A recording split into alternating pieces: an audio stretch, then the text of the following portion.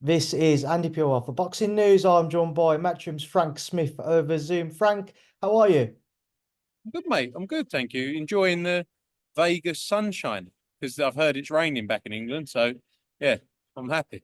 I mean, Frank, unfortunately, it's always raining in England, so it's not going to be a surprise to you to hear that it is. But yeah, fight week starts. Richardson, Hitchins getting ever closer towards world title bout. How are you expecting him to perform against Gustavo Lemos?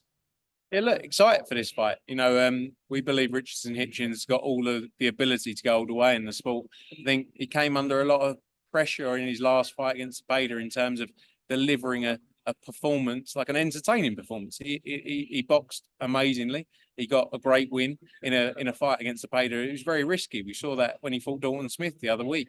But I think Lemos is going to bring something out of him that maybe we haven't seen. Lemos is a big puncher. He's going to go in there.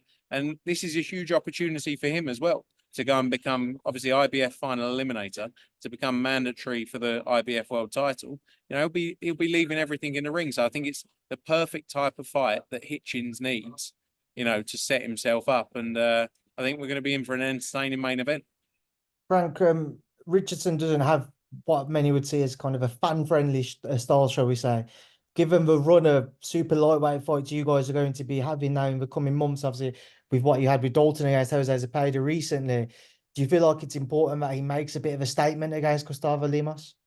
Yeah, 100%. 100%. I agree. Like I say, said there, came under a lot of fire in that last fight because of the style of it. He boxes brilliantly, but at the same time, you have to deliver entertainment. But I think, as I say, Lemos is the kind of person that's going to bring it out of him. If he can come through Saturday night, he's mandatory for the winner of Matias against Liam Parrott. And that will be, an entertaining fight. And look, a lot of people don't want to fight Subriel. So respect to him for going the IBF route because, obviously the Parrott fight wasn't confirmed when we were originally doing this fight. So his eyes were firmly set on he comes through this, he fights Subriel next. So I think we're in for an entertaining fight Saturday there. And I think he does need to deliver an entertaining performance. Diego Pacheco, the return of a man who many see as one of the next stars of the super middleweight division, if not certainly a world champion in waiting. What are you hoping to see from him, Frank? 100%, I agree. He's a special fighter. He's just 23 years old. We've obviously worked with him since he was 17 now. And look, he wants to go in against the best tomorrow. He feels ready. We believe he's got the talent. He's ready, but we have to build him at the right pace. I think he's got a test on Saturday night, but I think comes through this, it sets him up for a big fight. And we want him to headline back in LA next. He had a great win in LA and a step-up fight in LA back in November. And exactly the type of fight he needed to develop himself and get himself ready for the level that we believe he can go to towards the end of this year. So tough fight on Saturday, another, learning fight at the same time. And then, like I say, back in LA, back headlining. I've seen Eddie's comments that obviously provided Galal comes through Saturday unscathed, the potential of seeing the Sonny Edwards fight towards the back end of this year. Do you feel like it's realistic to see Sonny and Galal box off the back end of 2024? Could be, maybe early part of the following year as well, but it's definitely a fight we want to make. We've all seen how much people enjoy domestic clashes. We've all seen how important it is.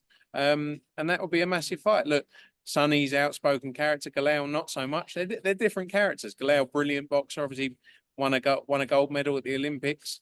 And it's definitely a fight we'd love to see. Is it done? No, but it's definitely something that we're going to start working on and see what's possible. And of course, potentially have a new world champion in your stable come Saturday. Sky Nicolson versus Sarah Mahfoud. Talk to me about that one as well, please, Frank. Yeah, look, Sky Nicolson, her opportunity to win a world title. She was obviously a standout amateur star. She's come through and a great chance for her on Saturday night, against Sarah Mahfoud. It's going to be a tough fight. But, she wants the biggest fights out there, Sky. So, 100% behind her to get a big win on Saturday. And look, we'd love to take her back to Australia after this. We all know there's huge investment in the sport of boxing in Australia. The government very much behind it as well. So I think if she can win the world title, there's big opportunity to go back there. Frank, last time I saw you, it was for Dalton Smith's media lunch. Back then, you said that you had a text of a morning from Mr. Ben Shalom saying that you would find out very shortly as to what the plans would be around the potential Azim-Smith fight. And then come this past weekend on Sunday at the O2, we saw Adam Azim and Harlem Eubank face off in the ring, and suggestions are fights close for the pair of them. And also Adam Azim is now vacated. I just want to get your thoughts on the entire scenario, how it all unfolded, and your take since. Yeah, I would like to start by saying, because we get a lot of stick from people saying you keep going on about it when it's actually just answering questions, right, with honest opinion of it. I understand the decision for Adam Azim not to fight Dalton Smith next, right? So that's first and foremost. But it's the way it's handled is the bigger issue, I think. So, yeah, Adam Azim, 21 years old. It's like, he's now going in to fight Harlem Eubank, right? I think Harlem Eubank could beat Adam Azim. And Adam Azim will be getting a third of the money he'd be getting to fight Dalton Smith, right? Not really a great career path, plan for him. But pull him out a month ago. Just say at the time, he's not ready for it. He's not ready for him. And everyone will go, okay, no problem. If you're honest, then people don't mind. But I got a message a month ago, I'd say, roughly, something like that, from Ben Shalom saying he's not going to do that fight next. I said, no worries. Can you just withdraw him? Then nothing for 3 weeks. And then after the Zepeda fight, they just wanted Dalton to lose against Zepeda, and then basically had a reason. And well, no, it's all they were waiting for. Didn't go their way. Then they rush in, get Harlem in the ring, don't even have a deal, just because they're trying to save face.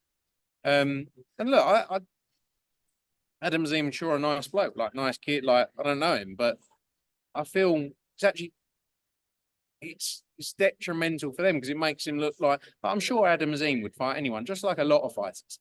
And again, you need these people around you say, actually, I don't think you're ready, or this is the part. I get that because we're promoters as well, but do it in the right way is all I'd say. When was you informed, Frank, or were Matchroom informed that Adam Azim would not be partaking in a fight with Dalton Smith on the back of when I saw you last week at the media lunch? I think it was Tuesday afternoon. Okay.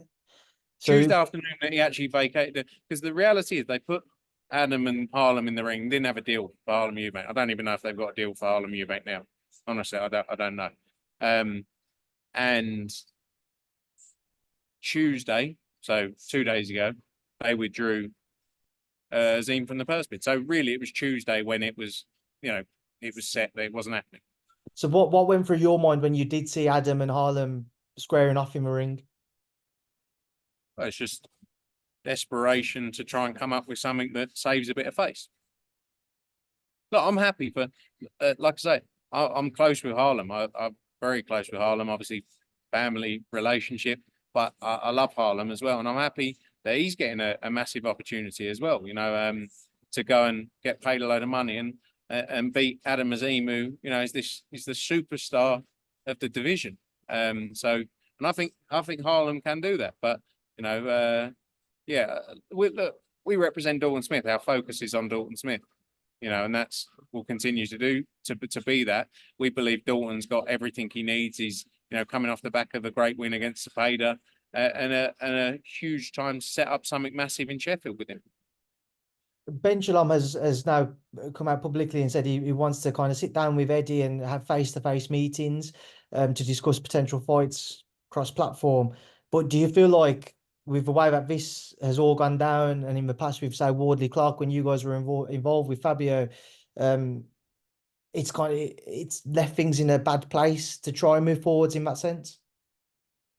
Look, I think we want to do the best for our fighters and deliver the best possible opportunities. And we've never stood in the way of that. There's a lot of people comparing things to the Matchroom, Queensbury, Hearn, Warren stuff where, albeit we didn't have a great relationship before the whole Saudi thing, we still did business. Whether it was John Ryder, Zach Parker, amongst other fights, we still did business because at the end of the day, we know, we're all sensible. But at the same time, we were still sitting there saying things maybe we shouldn't have said in interviews. but we still did business. That's what it came down to. So like, there's people saying, well, look at Matcham and Queensbury now, but there was always fights going on. We've never stood in the way of making fights with Boxer. You know, we've had Baumgardner fought on the Boxer show. Dalton Smith, we lost the purse bid, he fought on the Boxer show. We're not trying to pull people out, you know, of fights. The reality is they're in a desperate, tough position. They haven't got many fighters. They haven't got many fighters that can headline. They can't afford to lose fighters to another platform, another promoter, which I think, again, it's the way it's positioned. If you come out and say, I'm doing everything for my business and my broadcaster, which is the reality, like, fine, you can't argue with that. And if you choose to be signed to him, that's what you deal with. But like Fraser Clarke, for example, sits there now, you can sit there now and go, look at what we did, look what we created, gave that a bit of time. But at the same time, Fraser Clarke wanted that fight. It wasn't the decision for the fighter. It was a decision made by them that they didn't want Fraser Clarke to potentially box on another platform. It wasn't in no way for the good of Fraser Clarke. 100%. But now sits there and go, you know, we did that, we made that decision because he needed more time. Didn't need more time. Wouldn't have made any. But Fraser Clarke's an you know, esteemed amateur who's been in the ring with the best fighters in the world, both in amateurs and in sparring, you know, over the years. You know, it didn't make any difference, is the reality. But look, we'll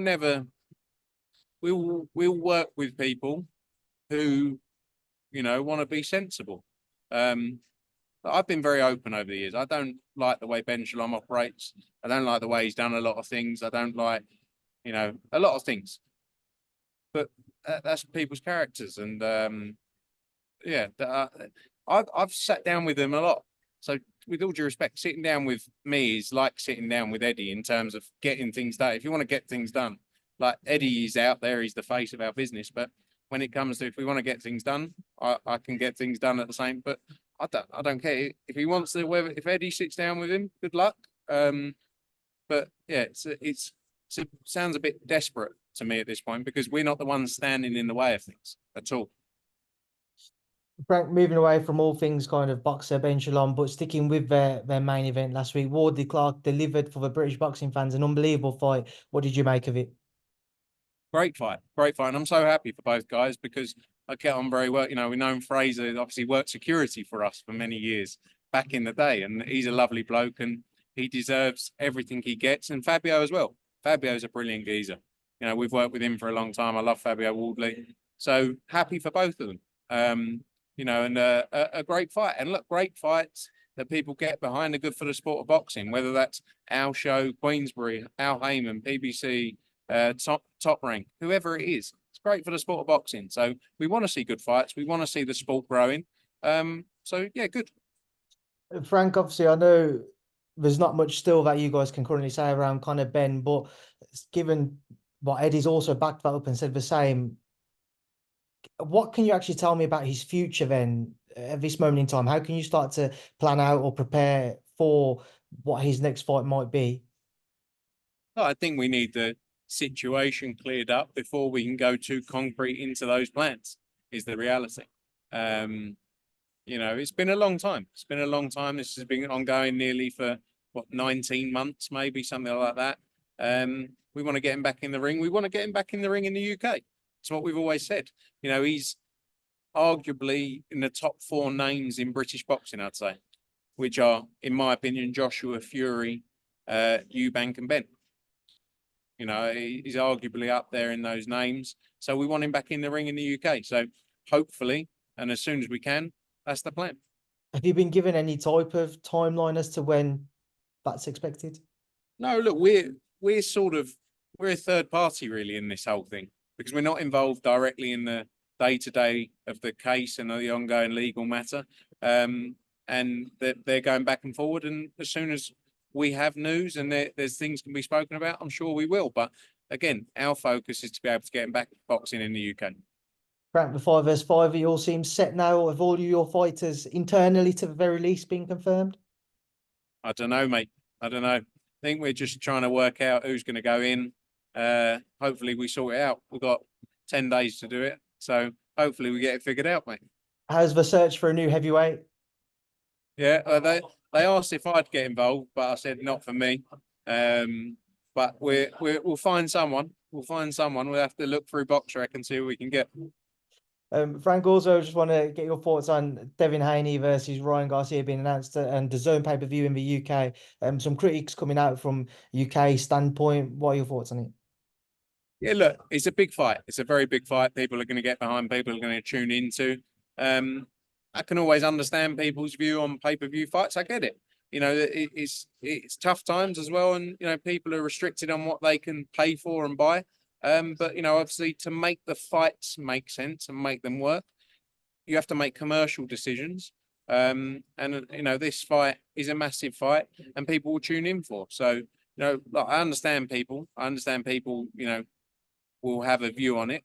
But at the same time, it's part and parcel of making the big fights happen. Obviously, we're only a matter of 2 weeks or so away from that fight now.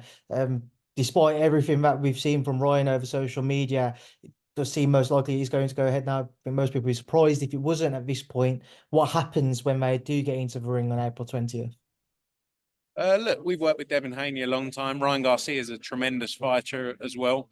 But I believe Devin Haney, you know, coming off the back as well of that great win against Regis Prograis, I believe he's going to deliver a standout performance and take himself to another level again. But it's a great fight. And Ryan Garcia is training hard. I saw some clips of him dropping someone in sparring the other day. He's training very hard and ready for the test ahead. They both, I think, have respect for each other when it comes to boxing. They've been in the ring multiple times as amateurs, and they know what they can both do. So I think they'll be putting everything into it. It's an important fight for both of their careers, and yeah, excited to see it. Frank, I appreciate your time. I hope you have more of a fortuitous time on the tables than what I do when I'm in Vegas. And I'll see you in Manchester next week. Cheers, pal. Good to catch up.